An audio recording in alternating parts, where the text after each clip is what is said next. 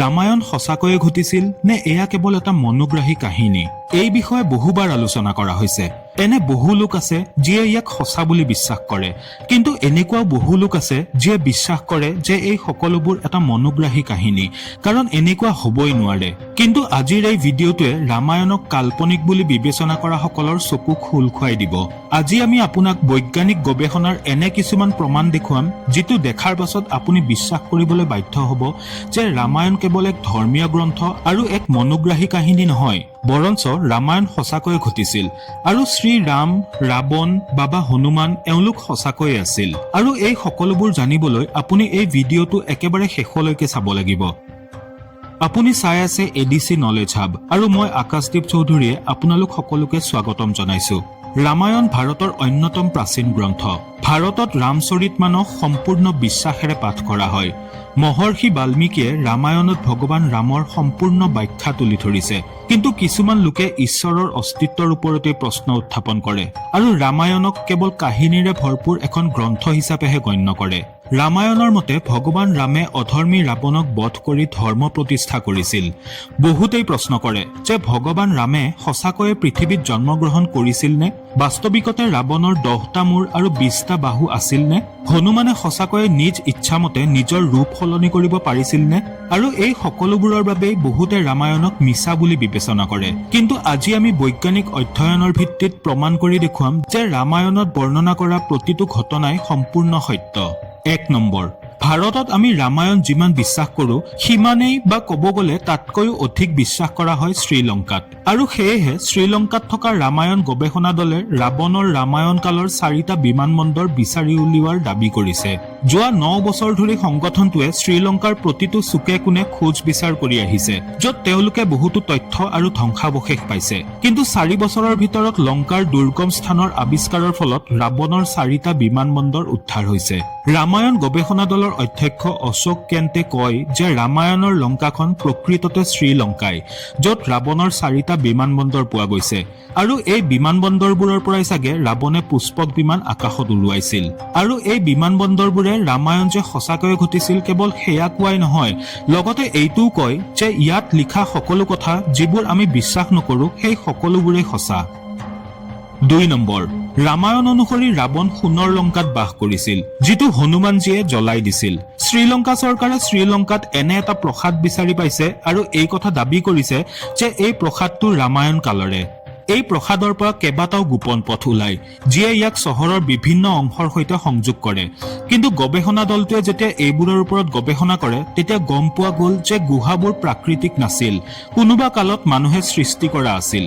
শ্ৰীলংকাৰ ইতিহাস অনুসৰি ৰাৱণ হঠাতে চহৰখনৰ বিভিন্ন প্ৰান্তত দেখা দিছিল আৰু চকুৰ পলকতে তেওঁ অদৃশ্য হৈ তেওঁৰ ৰাজপ্ৰসাদত উপস্থিত হৈছিল।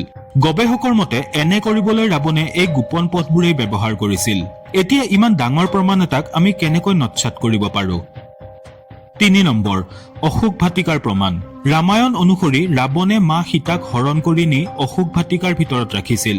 কোৱা হয় যে অশোক ভাটিকাৰ ৰাৱণৰ আটাইতকৈ প্ৰিয় স্থান আছিল। এই স্থানটো ইমানেই ৰহস্যময় আছিল যে বাবা হনুমানে ইয়াক সহজে বিচাৰি পোৱা নাছিল। কিন্তু আচৰিত কথা যে অশোক ভাটিকা এতিয়াও শ্ৰীলংকাত আছে। বিশ্বাস কৰা হয় যে এলিয়া পৰ্বতৰ এটা গুহাত মা সীতাক ৰখা হৈছিল, যাক সীতা এলিয়া বুলি জনা যায়। ইয়াত সীতা মাৰ এটা মন্দিৰো আছে, যাক বিৰাংটক বুলি কোৱা হয়, আৰু ই ভায়াংগানাৰ পৰা 10 কিলোমিটাৰ দূৰত আছে। ইয়াতেই মা সীতাক অপহৰণ কৰি অনা পুষ্পক বিমান নমোৱা হৈছিল। কিন্তু আচৰিত কথাটো হৈছে ইয়াত থকা গছবোৰ। ৰামায়ণ গ্ৰন্থত এই কথাৰ উল্লেখ আছে যে অশোক বাটিকাত বহুতো অশোক গছ আছিল, সেইবাবে ইয়াৰ নাম অশোক বাটিকা ৰখা হৈছিল। এতিয়া ৰামায়ণত এই বাটিকাখনৰ বিষয়ে কোৱাৰ দৰে আজিও ঠিক সেইখিনি ঠাইত এখন বাগিচা আছে, যাক আমি ৰামায়ণ যুগৰ এটা প্ৰমাণ হিচাপে বিবেচনা কৰিব পাৰোঁ। 4 নম্বৰ, দ্ৰোণগিৰি পৰ্বত।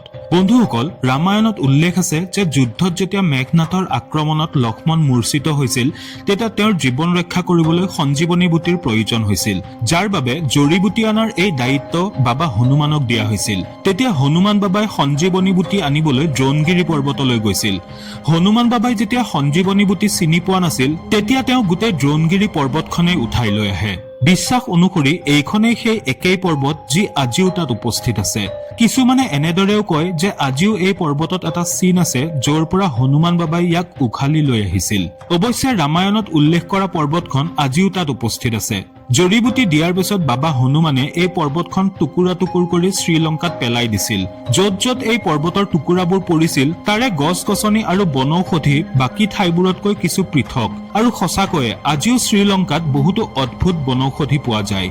শ্ৰীলংকাত হিমালয়ৰ বনৌষধি পোৱাটো এই কথাৰ পৰ্যাপ্ত প্ৰমাণ যে লক্ষ্মণক সঞ্জীৱনী দিয়াৰ ঘটনাটো সম্পূৰ্ণৰূপে সঁচা, কাৰণ এই বনৌষধি উদ্ভিদবোৰ সেই স্থানত পোৱা গৈছে য'ত লক্ষ্মণক সঞ্জীৱনী দিয়া হৈছিল। কিন্তু আন প্ৰান্তত হলে এনেধৰণৰ কোনো বনৌষধি পোৱা নাযায়। 5 নম্বৰ, ৰাম সেতু। ৰামায়ণ যে সঁচা আছিল ইয়াৰ আটাইতকৈ ডাঙৰ প্ৰমাণ হৈছে ৰাম সেতু। ৰাম সেতুক এডামছ ব্ৰিজ বুলিও জনা যায়, আৰু এই বিষয়ে নিশ্চিত প্ৰমাণ তেতিয়া পোৱা গ'ল যেতিয়া নাছাই ছেটেলাইট ফটো মুকলি কৰে। প্ৰশান্ত মহাসাগৰৰ ফটোত এইবোৰ দেখা যায়। এইবোৰ দেখি বিজ্ঞানীসকলো হতভম্ব হৈ পৰে। প্ৰশান্ত মহাসাগৰৰ বুকুত স্পষ্টকৈ এডাল শিলৰ ৰেখা দেখিবলৈ পোৱা গৈছিল। বৈজ্ঞানিকসকলে যেতিয়া ফটোখন ভালদৰে অধ্যয়ন কৰে তেতিয়া গম পোৱা গ'ল যে এয়া শিলেৰে নিৰ্মিত এডাল ৰেখা ভাৰতৰ ৰামেশ্বৰমৰ পৰা শ্ৰীলংকাৰ মান্নাৰ দ্বীপলৈ বিস্তৃত হৈ আছে, যি দীঘলে প্ৰায় 30 কিলোমিটাৰ মান হ'ব।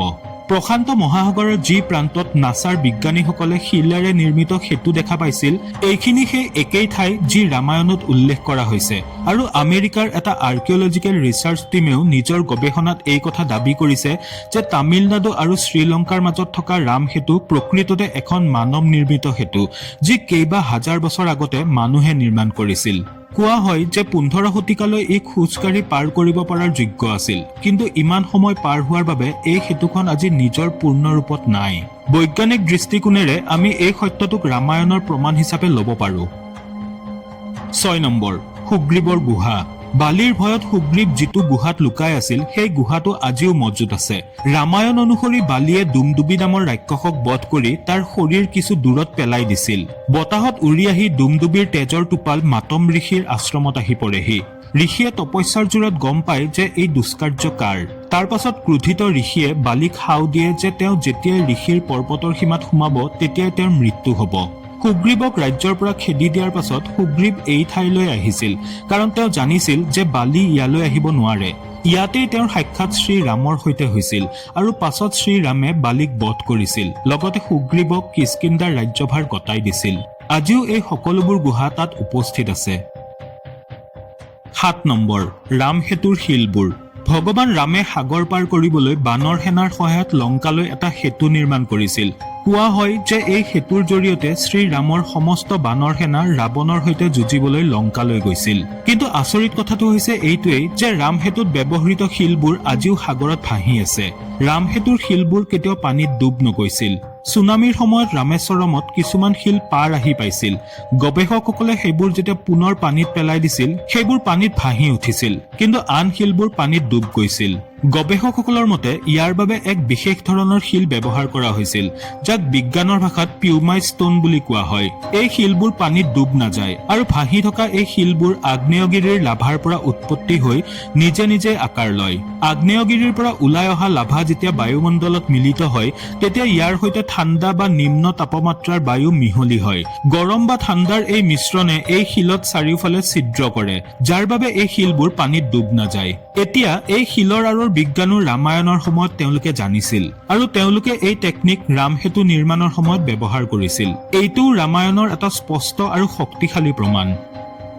8 নম্বৰ, ৰামায়ণ গ্ৰন্থ অনুসৰি হনুমানে সোণৰ লংকাখন জ্বলাই পেলাইছিল, কিন্তু আজি কিছুমান তথ্য পোৱা গৈছে যাৰ ভিত্তিত কোৱা হয় যে লংকা জ্বলোৱা প্ৰমাণ আজিও তাত দেখিবলৈ পোৱা যায়।